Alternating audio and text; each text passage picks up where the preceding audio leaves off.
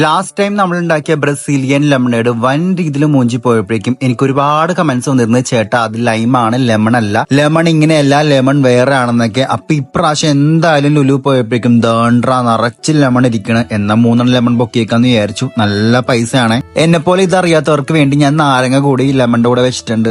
നിങ്ങൾക്ക് വേണ്ടി ഞാൻ ഒരു മൊസമ്പി കൂടെ വെച്ചിട്ടുണ്ട്, ഇതിന്റെ വലിപ്പം അറിയിക്കാൻ വേണ്ടി. അത്യാവശ്യം നല്ല വലിപ്പമുള്ളതാണ് ഈ ലെമൺ എന്ന് പറയുന്നത്. അത് മാത്രമല്ല ഓറഞ്ചിന്റെ ഒരു കൺസിസ്റ്റൻസിയാണ് നമുക്ക് കിട്ടുന്നത് മുറിക്കുമ്പോൾ. ഇത് വാങ്ങിച്ച സ്ഥിതിക്ക് നമുക്ക് എന്തായാലും ബ്രസീലിയൻ ലെമൺ ഉണ്ടാക്കി നോക്കാം. പക്ഷെ ഇന്നിപ്പോ ബ്രസീലിയൻ ലെമൺ ഉണ്ടാക്കാനുള്ള മൂഡ് എനിക്കില്ല, കാരണം ലുലു പോയി കഷ്ടപ്പെട്ട് തളർന്നു വന്നിരിക്കുകയാണ്. ഈ ഒരു അവസ്ഥയിൽ ഞാൻ എപ്പോഴും പറയുന്നത് പോലെ എനിക്ക് ഏറ്റവും ഇഷ്ടം കുടിക്കാൻ മൊഹിറ്റോസ് ആണ്. അപ്പൊ ലെമൺ മേടിച്ച സ്ഥിതിക്ക് നമുക്ക് എന്തായാലും ഒരു വെർജിൻ മൊഹിറ്റോസ് ഉണ്ടാക്കാം.